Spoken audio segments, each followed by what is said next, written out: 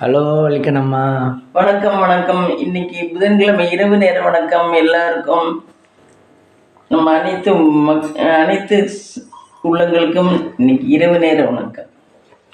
வாங்க இப்போ நைட் என்னன்னு பார்க்கலாம்.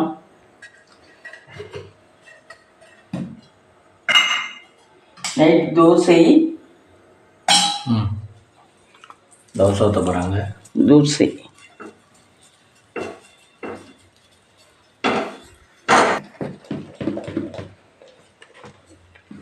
அது என்ன மாவு டப்பி புதுசாக இருக்குது?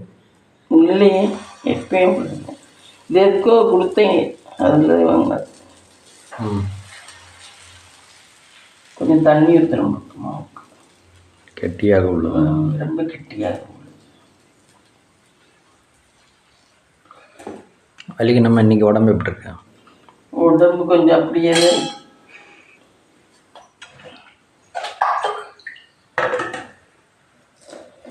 டேப்லெட் சாப்பிட்றீங்களா இல்லையா? ஆமாம், டேப்லெட் சாப்பிட்டுட்டு தான் இருக்கேன்.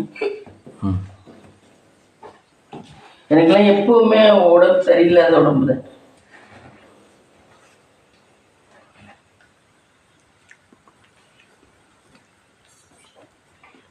நித்தியாந்த பூர்ணாயுசுன்னு சொல்கிறாங்கல்ல, அந்த மாதிரி.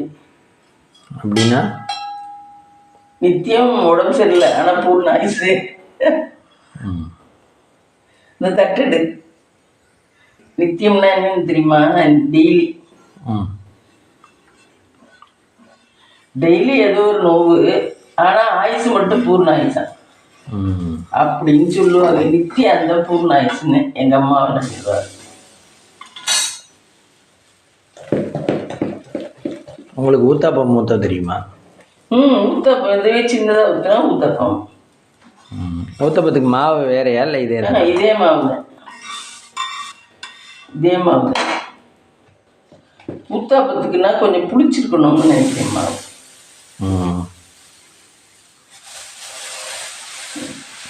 இது இட்லிக்கு நல்லா இருக்கும் பார்த்தியா, உளுந்து நல்லா இருக்கு. நான் இட்லியாக ஊற்றுறேன், இட்லி பாத்திரம் விளக்க முடியாதுன்னு தான் தோசை ஊற்றுறேன். இட்லி பாத்திரம் விளக்கணும்னா இட்லி தட்டு விளக்கணும், மூடி விளக்கணும், எல்லாம் விளக்கணும். விளக்குறதுக்கு ஆள் இருந்தால் நம்ம வாட்டுக்கு ஈஸியாக பண்ணிட்டு அப்படியே போட்டு போயிடலாம். விளக்குறவங்க நம்மளே தான் விளக்கணும், இங்கே எல்லாம் போய் யோசிக்கணும்னா. தோசைகள் என்ன விளக்க வேண்டாம். தோசைக்கல்னா அப்படியே வச்சிடலாம், தொடச்சிட்டு எடுத்துக்கலாம்.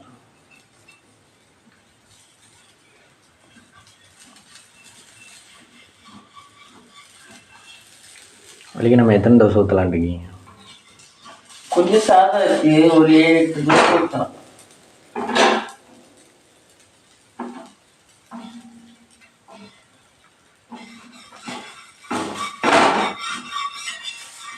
அது அப்படியே பிஞ்சு ஊற்று. இந்த வெங்காயத்தை தரணும்.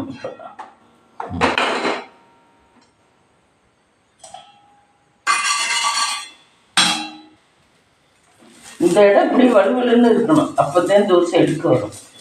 கல், ஆமாம். குறைன்னே இருக்கக்கூடாது. அதுக்கு தான் வெங்காயத்தை தடவும்.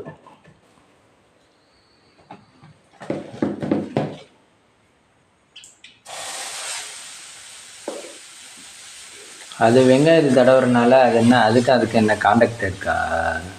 வெங்காயத்தை தடவுனா அது வலுவலு தன்மை கொண்டாந்துடும். அதில் இருக்க தூசியெல்லாம் ஈடுபட்டுட்டு, கல்லில் இருக்கிறதெல்லாம் ஈடுபட்டுட்டு இதோட கேரக்டர் அது கொண்டாந்துடும். அதுக்கோசரம் கத்திரிக்காயும் அது மாதிரி வலுவழுப்பு தன்மையை கொண்டாந்துடும். காய்ஸ், தோசை நல்லா பிய்யாமல் எடுக்கணும்னா வெங்காயம் தேங்க அப்படி இல்லை. வெங்காயம் இல்லைன்னா கத்திரிக்காய். உருளைக்கிழங்குலாம் தேய்க்கக்கூடாது. ஏன்? உருளைக்கிழங்குலாம் ஸ்டார்ச்னு ஒன்று இருக்குது, அதை தேய்க்கக்கூடாது.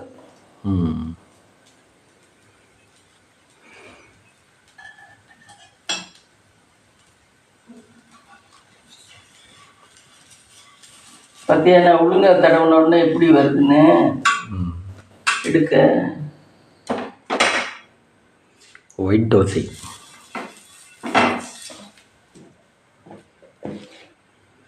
அதுக்கு நம்ம அந்த ஃப்ரெண்ட்ஸ் டம்ளரில் நீங்களாம் சாப்பிட்ருப்பீங்கன்னு நினைக்கிறேன். நீங்களாம் சாப்பிட்டீங்களா, என்ன சாப்பிட்டீங்கன்னு கமெண்டில் சொல்லுங்கள். எங்களுக்கும் பரவாயில்ல, நியூ சப்ஸ்கிரைபர்லாம் வந்திருக்காங்க, அவங்களுக்குலாம் தேங்க்ஸு. எங்கள்கிட்ட கமெண்ட் போடுறவங்களுக்குலாம் தேங்க்ஸு, ரொம்ப தேங்க்ஸ். 2-3 பேர் கமெண்ட் அனுப்புகிறாங்க, அவங்களுக்கெல்லாம் ரொம்ப தேங்க்ஸ். இதே மாரி இந்த வாழ்த்துக்கள். இப்போ நியூ சப்ஸ்கிரைபர் 2-3 பேர் வந்திருக்காங்க.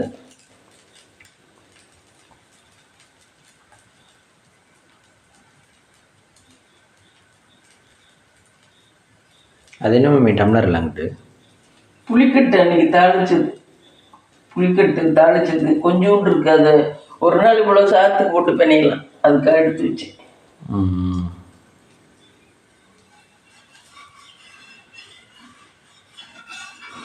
எமர்ஜென்சிக்கு புளிக்கட்டு போட்டு கொடுத்தாங்க. ஆமாம், எமர்ஜென்சிக்கு லெமன் சாதம் போடலாம், இல்லைன்னா புளிக்கட்டு போடலாம். குழம்பு வைக்கிறத விட இது ஈஸியாக. இது கொண்டு போகிறதுக்கு ஊற்றாது இல்லை, குழம்பு இல்லாமனா ஊற்றி போயிடும். கட்டி குழம்பு ஊற்றி பண்ணிச்சோம்னா இது கொஞ்சம் ட்ரையாக தானே இருக்கும், ஊற்றாது, அப்படியே இருக்கும். அதனால தான் இது லெமன் சாதம் புளியோதரையெல்லாம் கட்டுறது கொண்டு வரும், ஊற்றாது இல்லை. எதுவும் வேஸ்ட் ஆகாது பேக்கெல்லாம், அதுக்கு அவசரம்.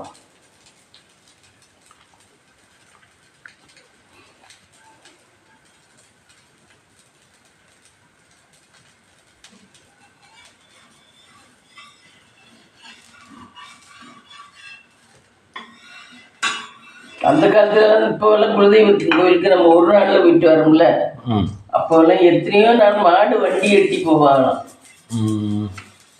மாடு இந்த மாட்டு வண்டி இருக்குல்ல, அதில் வண்டி கட்டி சாமான்லாம் கொண்டுக்கிட்டு ஒவ்வொருத்த வீட்டில் இருந்தும் அவங்களுக்கு என்ன இதுவாக இருக்குமோ அதெல்லாம் கொண்டுக்கிட்டு வந்து ஒரு இடத்துல சமைச்சு சாப்பிட்டு அப்படி போவாங்களாம் குலதெய்வங்களுக்கெல்லாம். அதே ஒரு பெரிய ஒரு ஊர் பயணம் மாதிரி. ஆமாம், வருஷத்துக்கு ஒரு வாட்டி போவாங்க. இப்போ நம்ம அமெரிக்கா போகிற மாதிரி. ஆமாம்,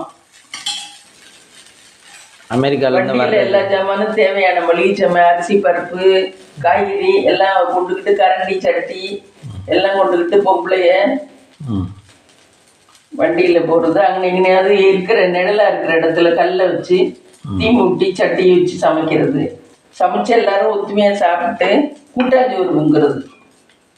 கூட்டாஞ்சோறு எத்தனை பேர் இருந்தாலும் அத்தனை பேருக்கு அங்கே வச்சு சாப்பாடு. நம்ம போறவங்க தானே, இப்போ நம்ம வளர்ப்புல உள்ளவங்கன்னா வளர்ப்புல உள்ளவங்க மட்டும் போவாங்க, அப்படிதான்.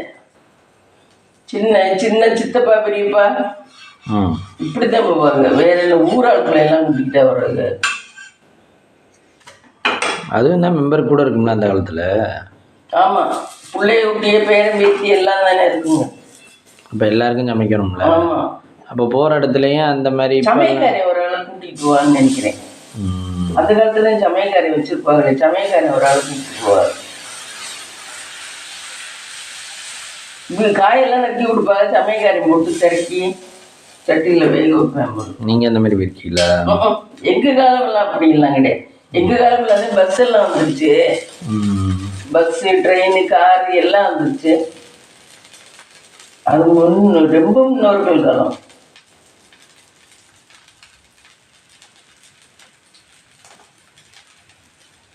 ஏன்னா நான் என்ன அவ்வளவு கொடுக்கலையா, இதெல்லாம் எனக்கு அம்மாவுக்கு அம்மா காலம்.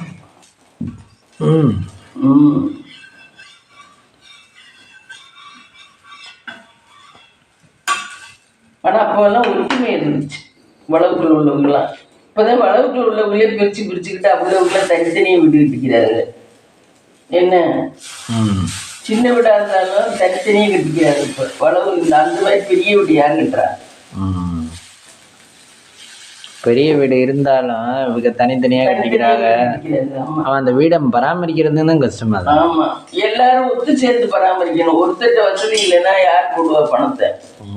அதனால எல்லாரும் சேர்ந்து பராமரிக்கணுங்கிறதுனால இப்ப என்ன பண்றாங்கன்னா எல்லாரும் தனித்தனியே தனி வீடு ஒண்ணு சின்னதா கட்டிக்கிறாரு. வளவு வீடு ஒண்ணு கல்யாணம் கழிச்சுக்கலாம், தனி வீடு ஒண்ணு.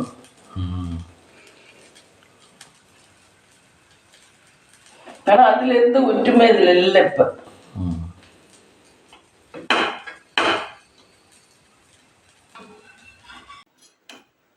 அந்த காலத்தில் அண்ணன் தம்பிகளுக்குள்ள பிரச்சனைனா கூட அதை வெளியே சொல்ல மாட்டாங்க. ம். ஒத்துமையாக அனுசரித்து போயிடுவாங்க. நம்ம தம்பி அப்படிங்கிற ஒரு பாசத்தில் அனுசரித்து போயிடுவாங்க. இப்போவெல்லாம் அப்படி இல்லை. அவங்க பொண்டாட்டி பிள்ளை மட்டும்தான் ம். அனுசரிக்கிறாங்க, அடுத்தவங்களாம் அனுசரிக்கிறாங்க. அதனால தனி வீடு கட்டியாரு. அது சும்மா கல்யாணத்துக்கு நம்ம கல்யாணம் இருக்குது, நல்லது. காரியத்துக்கு கல்யாணத்துக்கு தான் புது வீடு. அன்னைக்கு பாசம் பந்தமெல்லாம் இருந்துச்சு, இப்போ அதெல்லாம் கிடையாது. இனி நைட் என்னன்னு பார்ப்போம் ஃப்ரெண்ட்ஸ். இங்கே பாருங்க, நைட்டுக்கு தோசை தக்காளி சட்னி. தக்காளி சட்னி ஃப்ரெண்ட்ஸ். மதியம் வச்ச கூட்டெல்லாம் இருக்குது, சாதம் கொஞ்சம் இருக்குது. இதுதான் இன்றைக்கி நைட்டு டின்னர். வாங்க சாப்பிடலாம். இந்த வீடியோ பிடிச்சிருந்தா லைக் பண்ணுங்கள், ஷேர் பண்ணுங்கள், கமெண்ட் பண்ணுங்கள், சப்ஸ்கிரைப் பண்ணுங்கள் ஃப்ரெண்ட்ஸ்.